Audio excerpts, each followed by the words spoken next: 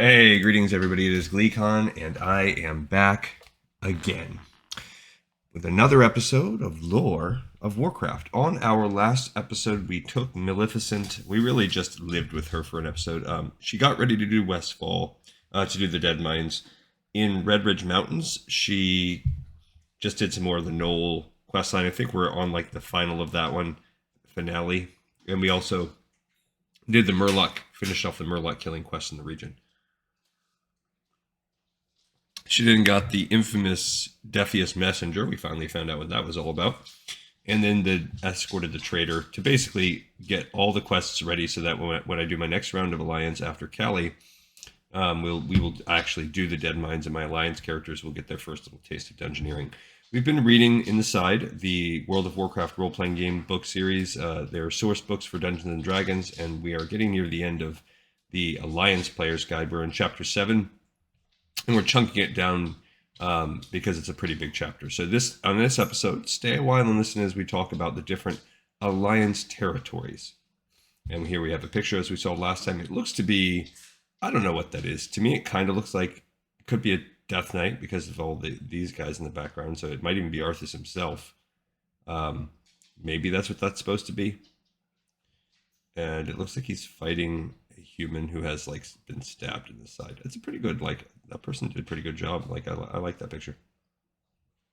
The Alliance has a good deal of territory, but not as much as I'd like. All right, so let's talk about the East at first. I'm guessing this is the Eastern Kingdoms. Everything south of the wetlands is fairly solidly under Alliance control, with the exception of the eastern regions near Blackrock Mountain and the Blasted Lands. Even then, the Alliance has a solid presence. It's everywhere else in the world that's a problem. We've got ourselves a good foothold, but it's not enough. The Alliance relies heavily on Stormwind and the outlying area. It's the last bastion of the strength of the old human nations. This area is the source of much of the remaining wealth of the Alliance, with many nearby gold mines still undepleted. That's like a Warcraft 2 nod there. Consequently, this area is, I guess also Warcraft 3 had that too. Consequently, this area is where the majority of Alliance troops are stationed, and that's not necessarily a good thing. While there are threats in the southern part of the Eastern Kingdoms, most notably the Black Dragonflight and the Burning Legion with a healthy nod to Ragnaros and the Dark Iron Dwarves, the Scourge is still spreading nearly unsuppressed in the north, and that's a much more immediate problem, not to mention everything going on in Kalimdor. South Shore is perhaps the last secure town north of the wetlands. The town has been nearly flooded with refugees, some from Terran Mill, others from further north, and some from Stromgarde, although most of those are at Refuge Point in Arathi. Now, Stromgarde is worth talking about. A three-way or more war is still raging inside among the Syndicate, a bunch of ogres and trolls, and the remaining members of the League of Arathor. The League is also being whittled down by a Forsaken invasion in the Arathi Basin, although the Alliance has finally seen fit to send adventurers to help support the fighting there. I think that's more of a PvP thing. It's hardly enough but perhaps we'll get lucky and one of those adventurers will step up and start leading our forces in the area to victory. It's hard to say, but I remain hopeful. The coast of Arathi would be a major asset. A hidden port behind Stromgarde still exists, accessible through a series of hidden caves. There's like a little pirate or something quest line there that you can do now. I don't remember if it still exists in Classic, or if it used to exist. It used to allow for secure trade between north and the south as far down as Booty Bay, in fact. If we could move a large enough body of troops to secure Arathi, it would be a major asset, and morale would improve among the survivors.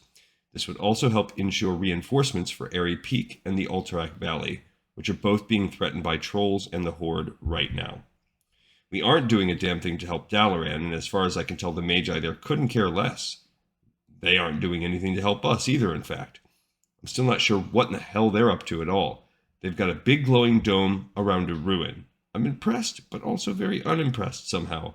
I was hoping for something more along the lines of an anti-undead super cannon. I'm not getting my hopes up on that one.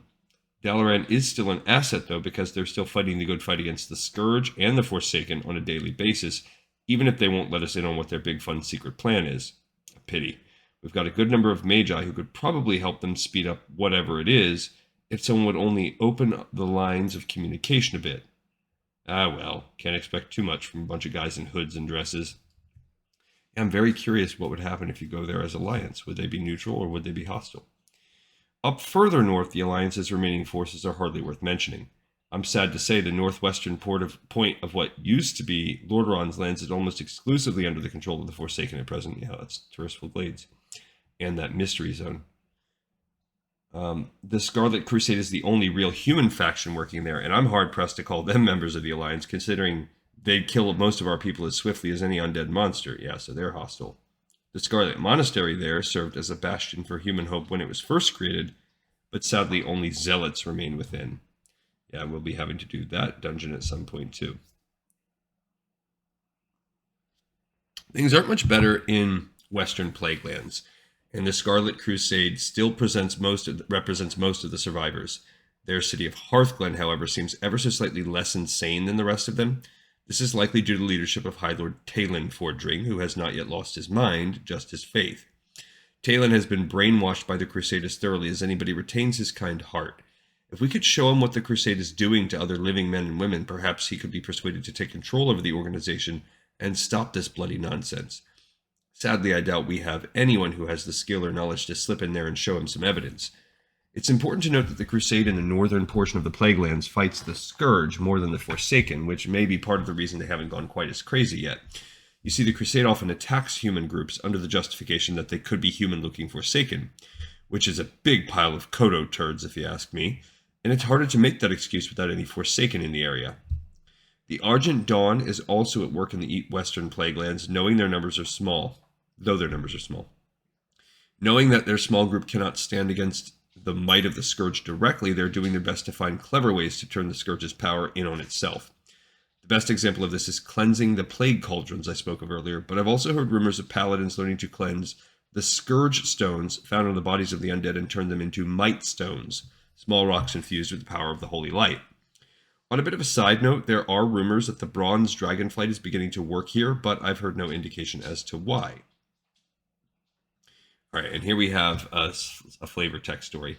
Accolon let out a low growl, spinning and expecting to see the Dreadlord behind him. He had not anticipated the demon would have the nerve to attack him, but seemingly this Darthius was even more volatile than he expected.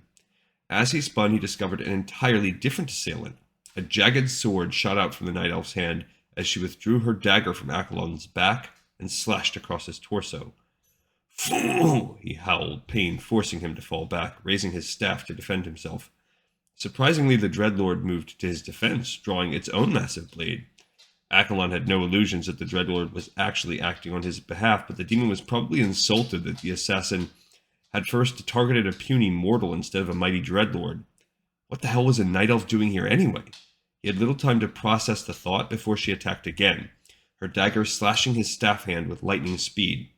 She drew a bloody cut across his knuckles, forcing him to drop the staff in pain and retreat behind the Dreadlord. He had hoped to avoid using his magic before confronting the Felguard, but necessity dictated it was time to act.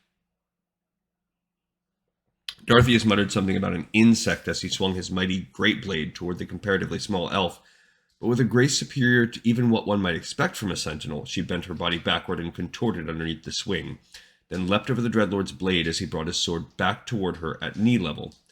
The rogue continued to press her attack on Accolon, the blood-red sword in her right hand, knocking the Dreadlord's weapon down long enough to give her time to thrust forward with her dagger. Darthius brought his sword back up suddenly, throwing off her aim, but the rogue's weapon still managed to stab into Accolon's shoulder. Okay. Back to our recap. The Eastern Plaguelands are in a similar situation, but I fear that Baron Rivendir will soon sweep south into Light's Hope and Tyr's Hand to kill the remaining defenders if we do not rally to their aid. The Argent Dawn members here concern themselves with defending their own territory, but they devote a good deal of attention to putting the ghosts of Darrowshire and Caer Darrow to rest as well. Nearly everything else is dead around here. Tyrion Fordring, the father of the Scarlet High Lord, still lives at a small farm, destroying the few undead foolish enough to wander near his home. We need to get Tyrion recruited and fast. His son believes him to be dead. If an army marched into Hearthglen with Tyrion at the lead, and clearly alive, we might just bring the Scarlet Crusade back into the realm of sanity. Perhaps I'm just dreaming, though. Further north is Quel'Thalas. I honestly didn't spend as much time there as I would have liked to, but there aren't really any Alliance forces left there to speak of, at least to the best of my knowledge. Sure, there are a few elven lodges here and there with survivors, but that's about the best of it. I've heard rumors of survivors on a small island, but I didn't learn about it until I'd started heading to Kalimdor for my next book, so I haven't investigated yet. It would certainly be good news, but like the Scarlets turning back to us, it may be wishful thinking. And I think that's them, because when this book has come out, Burning Crusade is basically just dropped. So the author is like, well, I'm not writing from that perspective, but really we know there are good people back there, even though they're Horde. All right, the West. Kalimdor is a much different picture. While the Eastern Kingdoms have a clear divide in influence near the Thandal span between the wetlands and Arathi, this is not the case on Kalimdor. Alliance forces are all over the place, and that clearly has advantages and disadvantages. I'm not sure which situation could be called better, honestly. We'll get started on the north side, since it's probably in the best shape, but it's also where I visited first. Teldrassil is, well, supposed to be under Alliance control. Darnassus certainly is, and that's a good thing, but the problems there may outweigh the benefits of living on the island. The tree is slowly deteriorating without the blessing of nature, and it doesn't look like the dragons are in any rush to come kiss it and make it all better. In fact, I'm pretty sure no one has even asked them to. It's hard to believe the dragons don't know about the new tree, but I'm sure they have bigger fish and demons to fry. There's no question that Darnassus is a major center for Alliance power, and it's a source of great hope for the Night Elf people, but those in the know are understandably worried. Tyranda's influence is probably all that keeps the place sane, at least to my mind. Darnassus's wisps provide an excellent, nearly endless supply of fresh lumber to the elves. This tremendous resource advantage is a key to the defensive capabilities in the Night Elves in general. Just a bit of a swim away is Aberdeen, the mainland port for the Night Elves. Aberdeen keeps the majority of Darkshore under control, but the eastern border is gradually getting more and more corrupted. There are pockets where some nasty beasts have made their homes, and the extremely suspicious Master's Glaive, which may or may not be a deceased old god, but generally things are pretty happy here. The fishing and boating industries are exceptionally strong. To the south of Aberdeen, we've got Ashenvale. The eastern and southern borders are contested by the Horde, but the majority of the area is still under Alliance control.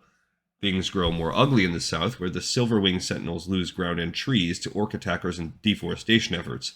The trees form a natural barrier between Ashenvale and the Barrens for now, but soon that may no longer be the case. Since this is such a key location for defense, you frequently see Silverwing emissaries in Stormwind, Ironforge, and other major cities pleading for aid. Many adventurers have answered the call and taken up their swords and spellbooks against the Warsong clan, but their contributions, while significant, are simply not enough to stem the tide of Horde invaders. While northern Kalimdor is probably where the Alliance is strongest overall, that still isn't saying much. Some suggested that in this book I include an idea of what resources each region provides. Well, for most of them, I'd write down what resources. They haven't got any. Winterspring has snow and demons. Not exactly the biggest contributors to the Alliance's well-being right there. Felwood has dying trees and more demons. I'm not really sure what to say about Hyjal, actually. Properly dealt with, Mount Hyjal could be a key region to the Alliance's success, simply due to the presence of 3 dragonflights there. I go over this in Lands of Mystery, but I can't emphasize it enough. The non-Alliance races in these areas, such as the Timbermaw Furbolgs and the Mighty Dragons, are of far greater value than any kind of gem or precious ore. Good relations with Alexstrasza's or Ysera's brood could make the difference between survival and complete eradication for our people over the coming years. Maybe that's why they kind of phase them out. I mean, I'm sure there's a story reason, but also you need to keep the dragonflights like neutral to Horde and Alliance, so they couldn't really team up with the Night Elves. Azshara is a good spot to look for one of the most ancient of resources, magic.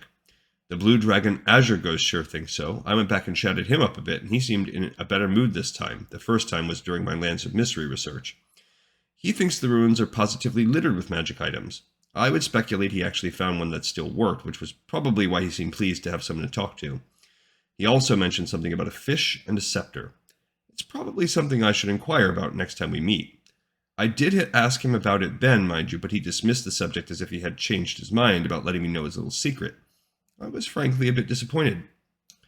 The central portion of Kalimdor has little to offer the Alliance right now, with the clear exception of Theramore on the central east side. We have some excellent dwarven mining settlements in the Barrens and Mulgore, but they're too small in scale to provide much. I suspect these miners will be more considerable resources to the Alliance as they grow and flourish with time, assuming the Horde allows them to do so. Theramore is simply amazing to me, really. I mean, it's in the middle of a swamp, and it seems like no one even notices the smell. But more importantly, the port proves extremely successful, and somehow they're even finding usable fish. I wouldn't touch them with a 12-foot long rusty halberd, mind you, and all that gook. Sure, they're on the ocean's edge, but there's just something unclean about that whole general area. Well, my pet peeves aside, they're doing an outstanding job. When you think Alliance success in Kalimdor, think Theramore. It's quite possibly the best example. If we could expand from there, we'd be in good shape. Southern Kalimdor isn't terrific on Alliance support. We've got some stuff in Feralis, and that's really about it. Oh, Cenarian, Hold, and Silithus, but that's hardly counts. It's mostly Night Elves, but they're supposed to be neutral or some such. Silly tree huggers. Still, I can hardly blame them. Holding hands with Tauren isn't my idea of a fun pastime, but I certainly can understand the desire for peace. In a sense, they're a good example, except for all the flowers and plants and stuff. That gets a little scary. Oh, Feralis. Well, we've got a little Night Elf city, if it can be called that, on the eastern border. It's so small the name escapes my mind at the moment. I can't remember. There is a little, it's got an island off to the side where there's some battles going on too. I am forgetting what it's called right now. But it's a good place for like recipes and fishing. It's a nice outpost down there. And with a mind like mine, that means it's pretty damn trivial. I mean, I give them credit for trying and all, but there's simply not much there yet. Feathermoon is much more significant. Chandris keeps an eye on things there. Maybe that's what I'm thinking of. The General of the Sentinels is a good lass and a major asset to the Alliance. One of the best strategists I've had the pleasure of meeting, and that says something. Not half bad with a bow either, from what I hear. Feathermoon gives us a strong foothold to work within Feralis, but expanding it would be silly. It's really more of a defensive establishment to prevent the Naga in the south from getting out of control and that sort of thing. The Alliance doesn't send these brave men and women much support, but they seem to be doing fine. That about sums it up for our major establishments in Kalimdor. It's not much to look at, I know. We've got a lot of work ahead of us. All right, so 2 comments before we wrap. One, I would say the presence in each zone, the geography, is something that could definitely be expanded on. The story, I think it's so individualized and specific, and I think when you zoom in and take the whole context of the politics of the Alliance and the Horde and everything, and what the hero is even doing out of the picture, you basically get regional states that, while they are tied to the federal government of the Alliance or the Horde, they have their own issues, their local concerns and stories that might tie into a greater overarching thread, say what's happening in Red Ridge Mountains. But ultimately, those stories are so unique, you can't gloss over it in 3 pages of a book like this has tried to do. That does tease us for what one of the books will come, spending some time geographically with each region's and from a specific type of way. That is what the next book series is going to be about. So I think it takes us where we're going. And I think those were actually the 2 things that were on my head right there. A little teaser and the a critique of what we just read. Okay, so obviously we'll have Threats to the Alliance next, and we're getting closer and closer, but we got another episode in the pipe, 5x5. Hey, everybody. Happy Mother's Day out there. If you were watching and listening to this, I wanted to say it at the top of the show, but for all you moms out there, thanks for watching. Thanks for joining. I hope you have a wonderful day. See you next time on Lore of Warcraft.